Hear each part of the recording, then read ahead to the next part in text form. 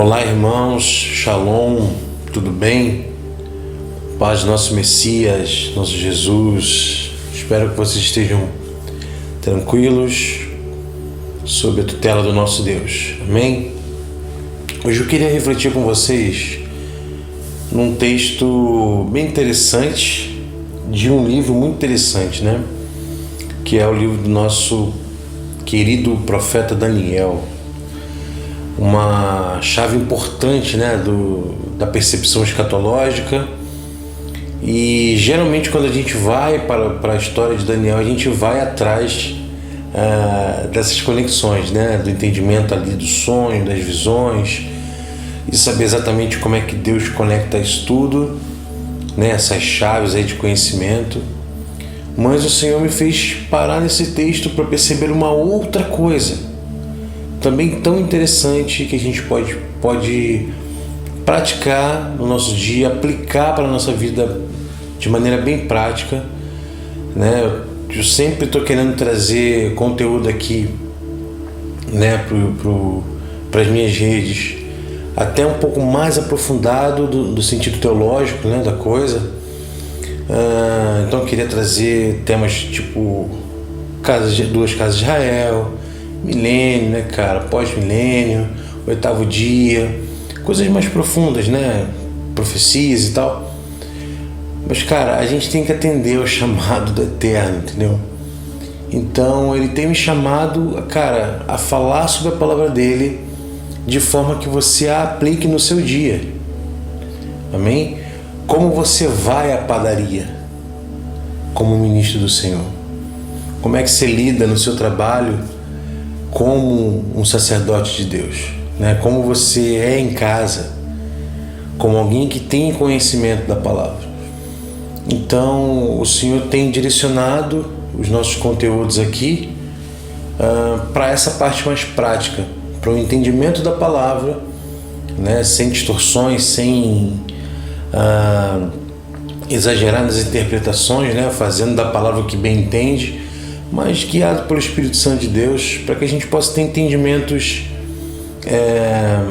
mais simples, né, que nos levem à profundidade da prática da palavra, tá bom? Então peço que você me acompanhe aqui nessa pequena reflexão que a gente vai fazer de um texto conhecido, né, mas que o Senhor quer fazer a gente olhar para um outro lugar, tá bom? A gente vai olhar para um outro lugar aqui agora. Então eu queria que você viesse comigo, que o Espírito Santo de Deus nos guie e que a gente possa aprender, né? Que a gente possa absorver da parte do Senhor conhecimento e sabedoria, tá bom?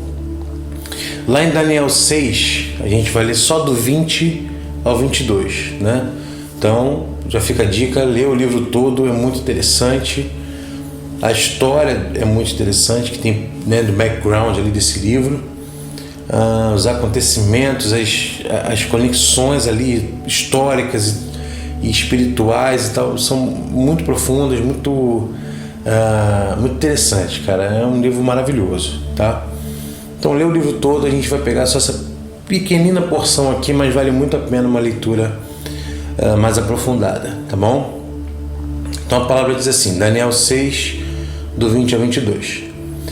E chegando-se à cova, chamou por Daniel com voz triste, e disse o rei a Daniel: Daniel, servo do Deus vivo, dar-se o caso que o teu Deus, a quem tu continuamente serves, tenha podido livrar-te dos leões? Então Daniel falou ao rei: Ó rei, vive para sempre. O meu Deus enviou o seu anjo e fechou a boca dos leões, para que não me fizessem dano. Porque foi achada em mim inocência diante dele. E também contra ti, ó rei, não tenho cometido delito algum. Beleza? Não vou me ater aqui às questões históricas, mas nós sabemos que Daniel foi colocado ali, fizeram, né, uma arapuca ali para ele, para que ele caísse e fosse preso ali, condenado, né, cara? Uma condenação de morte mesmo. Então, Deus não só está mostrando para a gente esses enlaces, né, sociais ali, políticos, né, governamentais ali, monárquicos, né, que seja, mostrando pra gente como isso, tendo em vista a maldade do ser humano, né? Principalmente desses aí que estavam afastados completamente do caminho do Deus eterno, como a maldade do ser humano pode colocar em xeque a justiça, né? Então a justiça fica a cargo, a sabor daquele que a pratica ali. E nós aprendemos de maneira completamente diferente. Nós sabemos que existe um Deus justo, com princípios justos, e a gente se alinha a essa justiça, né? E no nosso caso, por conta da natureza pecaminosa, nós só conseguimos, né, nos alinhar a essa justiça com o auxílio do Espírito Santo. Tá bom? Então, tendo em vista essa história, o rei vai lá de manhã, grita por ele ali, chama por ele, ele tá lá, cara, tá tudo bem, tá? O Senhor enviou seus anjos, e na verdade falou aqui o anjo, né? E fechou a boca dos leões. Então, qual é o ponto que a gente vai observar aqui? A gente não vai falar de uma história de superação, a gente não vai falar de um Deus que nos livra, né, da cova, da morte. Pelo contrário, a gente vai falar do Deus que permite a cova. Então, a nossa reflexão aqui é por que ora bolas, Deus permitiu que Daniel, um servo justo, né, que já tinha ido para aquela nação ali numa condição melindrosa, né, numa condição complexa, porque ele era escravo, né? Ele era um escravo. Então eles foram escravizados, foram levados para lá. Estava vivendo longe da sua terra, e por fazer suas orações ao Senhor, né, em direção ali ao seu lar, a sua terra natal, ele acabou ali onde ele estava.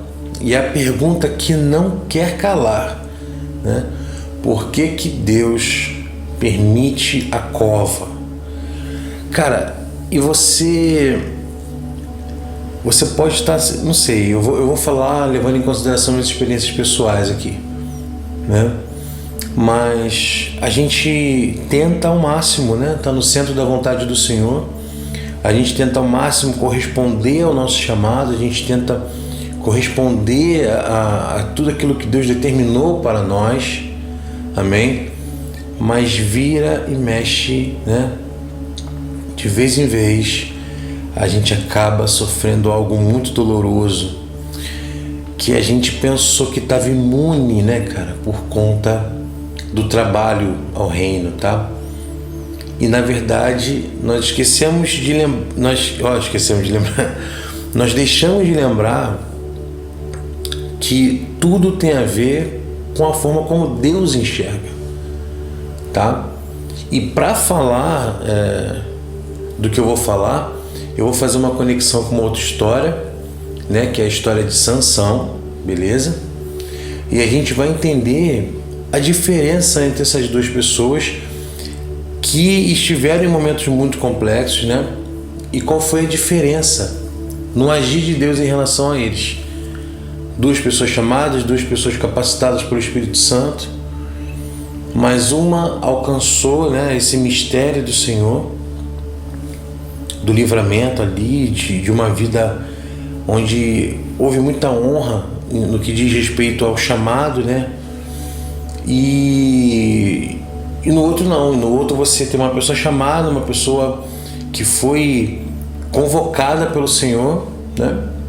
E que na verdade veio errando feio, né? Em relação ao Senhor, e teve uma morte ali trágica. Enfim, rapidinho antes da gente fazer essa conexão, então o que a gente precisa olhar aqui nesse texto, né? Nessa parte do texto aqui? Que às vezes, cara, você está se sentindo extremamente injustiçado, e é provável que você esteja mesmo, né? Nós temos uma tendência a usar uma justiça, uma dose de justiça que sempre coloca mais direitos em nosso favor do que os deveres, né? Mas vamos levar em consideração que de fato nós estamos vivendo coisas que nós não temos controle, e nós estamos respeitando a palavra, nós estamos fazendo aquilo que Deus pediu para a gente fazer e tentando ser a melhor pessoa possível do ponto de vista bíblico, Mas ainda assim, cara, você está numa cova, né? Financeira, espiritual, emocional, relacional, o que seja. O que eu queria que você olhasse aqui não é o fato de você estar na cova, tá? Mas o fato de que Deus tem calado os leões. Ele tem fechado a boca dos leões. Então, quando você for olhar ao seu redor, né, eu costumo sempre falar isso em pregações e ensinos, nós sentimos falta, né? Nós sentimos tanta falta do que não temos que a gente não aprende a valorizar o que temos. Então, você pode olhar para uma casa que está faltando uma série de coisas e por conta disso você não consegue observar o que já tem, né? A gente consegue falar de muitos momentos difíceis, mas não para imaginar que a gente chegou até aqui. E essa reflexão que nós fazemos de tantas lutas que passamos, ela é um resultado, é um sinal de que nós chegamos até aqui. Amém? Então, fica a dica. Olha para a cova, mas presta atenção em todos os leões que Deus tem calado. Em tudo que poderia estar acontecendo com você e não está acontecendo porque Deus tem sido misericordioso com você, comigo, né? Com o seu povo. Embora vira e mexe a gente está o traindo, o esquecendo, né? O frustrando, mas a gente se arrepende, encontra o favor do Senhor, a gente refaz o caminho e Deus está lá, cara, toda manhã renovando suas misericórdias e nos dando esse acesso. Então, nesse texto aqui, o que me chamou a atenção é que o Espírito fez ficar o dia inteiro tocando igual um sino na minha cabeça, é que assim, não é só sobre ser livrado da cova, mas é sobre sobreviver a ela, enquanto você está nela, até que o Senhor venha e te tire dali. Mas para que você possa sair vivo dela, os leões têm que ser calados. E o Senhor está dizendo aqui, né, para mim e para você, que Ele tem fechado a boca dos leões, embora você esteja passando por um momento de cova. Amém? Então, para fazer essa conexão, né, eu falei que ia fazer um paralelo com a história de outro personagem muito intrigante e importante, né? Que é Sansão, que é esse cara escolhido, que foi feito para ele um voto de Nazireu, né? Ou seja, uma separação, né, cara? Uma separação, e no fundo é o que a gente quer, né? É o que a gente quer, é o que funciona enquanto ministros de Deus, uma vida de separação, né? Uma vida sem distração, uma vida sem vaidade. Mas principalmente, quando você estuda sobre o voto de Nazireu, tem algo importante ali, cara, que é sobre não chegar a uma casa que tem alguém morto, né? Não tá perto de coisas mortas. Isso me fez refletir bastante, sabe? De que a gente precisa ficar longe do que é morto. Mas às vezes a gente se apega a muitas coisas que já estão mortas. E é por isso que a gente não consegue ser plenamente, a gente não consegue viver plenamente o chamado de Deus, porque a gente ainda está preso ao que é morto. A gente está cirandando em torno de cadáveres, passado, lugares mortos, amizades, destinos, sabe? A gente fica preso a lembranças, a dores, entendeu? A dívidas que a gente acha que aquilo tem que ser como a gente pensa, e portanto a gente não abre mão daquilo ali. E Deus está falando, cara, eu tenho vida para você, eu não tenho morte. E aí eu falei que ia dar aqui a chave, né? A chave que diferenciava uma história da outra, um personagem do outro. Então quando você pensa em Daniel e você pensa em Sansão, né? Os dois ali que foram chamados e separados para o Senhor, né?